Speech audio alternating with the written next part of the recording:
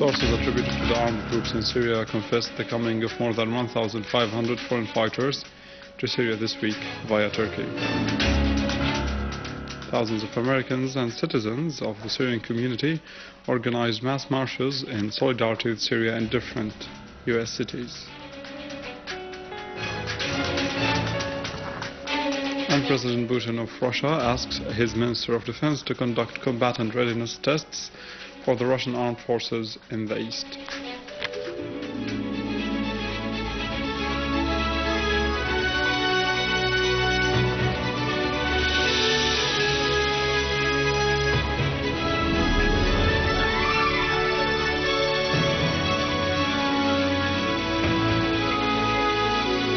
Good afternoon, this is news in English from the Syrian Arab television in Damascus. Russia calls on the United States to review the information and stop bid in the situation regarding the possible use of chemical weapons in Syria and to refrain from giving inaccurate interceptions and interpretations in this case. Concerning the claim of U.S. State Department spokesperson Jennifer Psaki accusing Russia of obstructing the work of the United Nations Security Council on ensuring the arrival of the UN expert mission to Syria to investigate on reports about use of chemical weapons.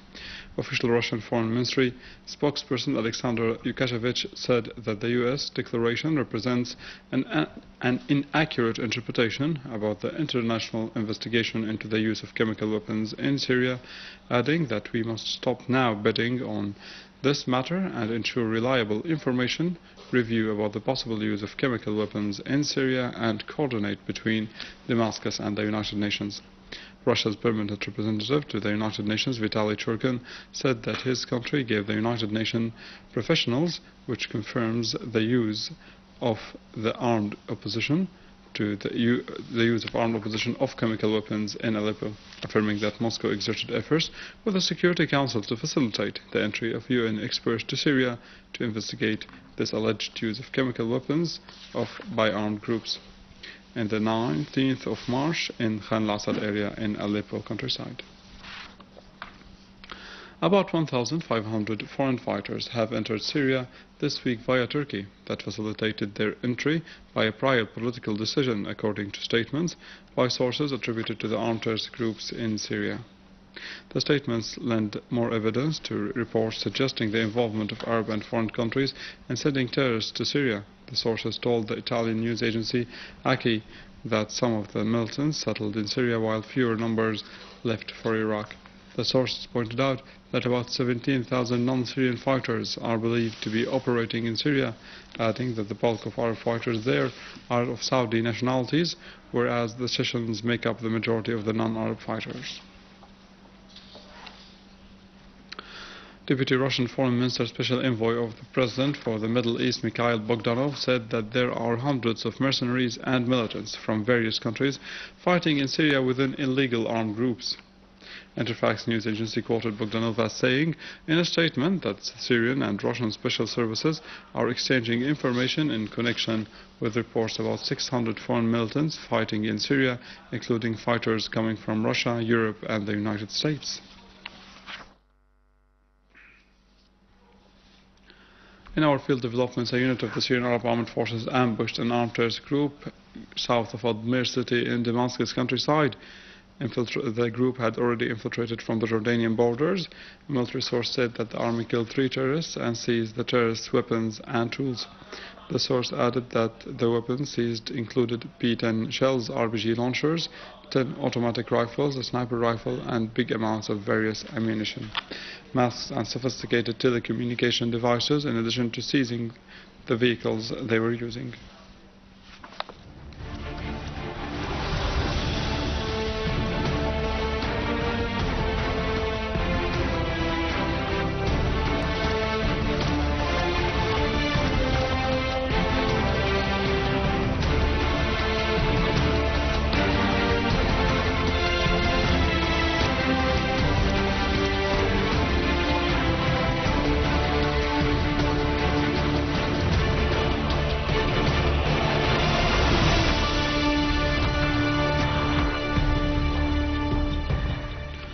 Thousands of Americans and citizens of the Syrian community in different US cities organized mass marches in solidarity with Syria, calling on the US administration to stop supporting terrorists in Syria with money and weapons.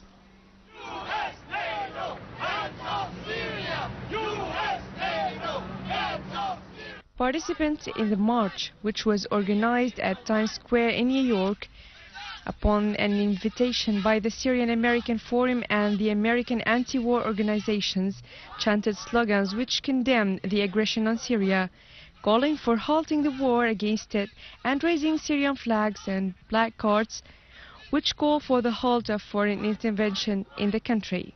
Meanwhile, the cities of Chicago and Los Angeles, hundreds of Americans and Syrians gathered in front of the federal institutions to send a message to the U.S. administration calling for halting the support, arming or financing the terrorists in Syria.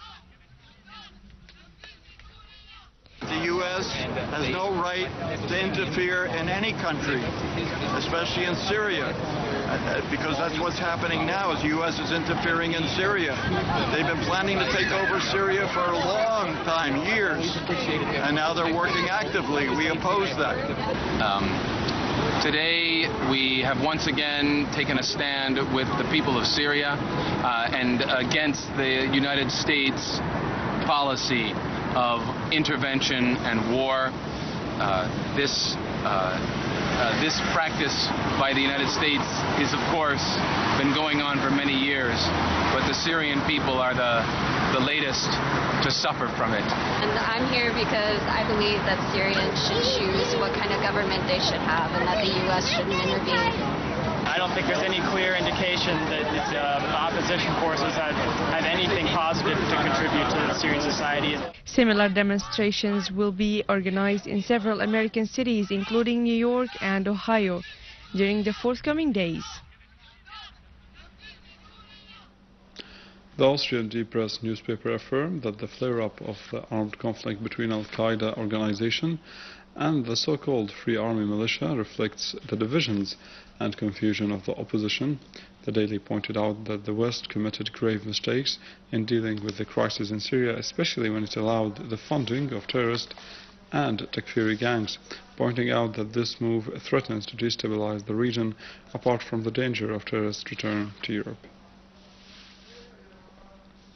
In a related context, the Australian newspaper Vinar Tsutyang stressed that the situation in Aleppo is serious and will lead to a humanitarian catastrophe due to the armed terrorist group's acts of besieging hundreds of thousands of civilians.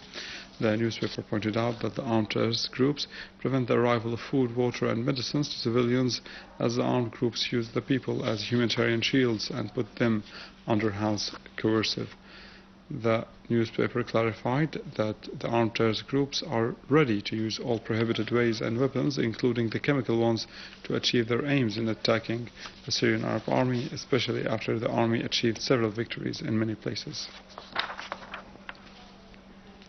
Russian President Vladimir Putin assigned Defense Minister Sergei Shoigu to start a surprise test of the readiness of the Russian armed forces for the military forces located to the east of the country. The armed forces will be put in full alert at 1 p.m. in the 13th of July and set out in the fields of training. President Putin informed his defense minister to notify the defense ministers of the foreign countries concerning Russia's plan to take these surprise tests. The Russian defense minister mentioned in a statement that the main aim of this campaign is to test the readiness of the units to carry out their assigned missions and evaluate the level of the army personnel, also processing the units with weapons and military equipment, as this test is going to last for a whole week.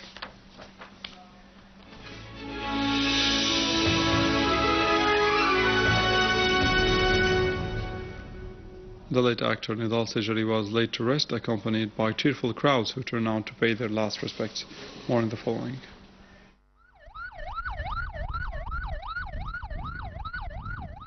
On behalf of President Bashar al-Assad, Latakia Governor Ahmed Sheikh Abdel Qadir offered condolences to the family of the late actor, who expressed gratitude for President al-Assad for the noble gesture.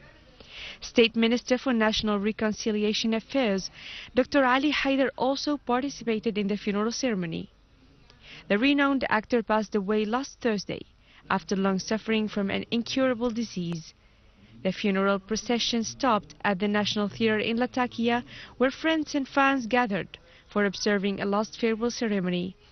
The body of Sejari was laid to rest at a Rawda cemetery in Latakia city. Actor Sejari was a shining drama star who played comic roles in well-known TV series such as Deadaya, A Lost Village, Spotlight, and starred in drama series like Al-Ababid and others. Nidal Sejari was born in Latakia in 1965, graduated from the Higher Institute for Arts and became a member of the Artists' Union in 1991. With this we end our news for today. Thank you for watching. For more details about Syria and the region, you can view our website in English, www.syriaonline.sy. Government steps to control prices in Syria, and the latest in business and finance in our economic news out of the cities. And President Bashar of Russia asks his Minister of Defense to conduct combatant readiness tests for the Russian armed forces in the east.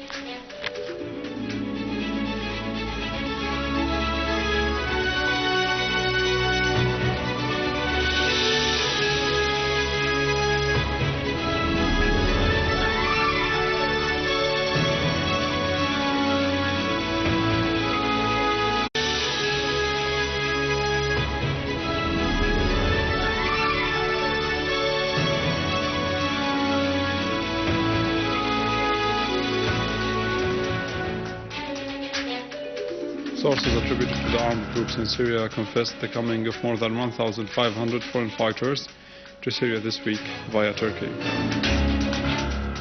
Thousands of Americans and citizens of the Syrian community organized mass marches in solidarity with Syria in different U.S. Good afternoon, this is news in English from the Syrian Army Television in Damascus. About Russia calls on the United States to review the information and stop bid in the situation regarding the possible use of chemical weapons in Syria and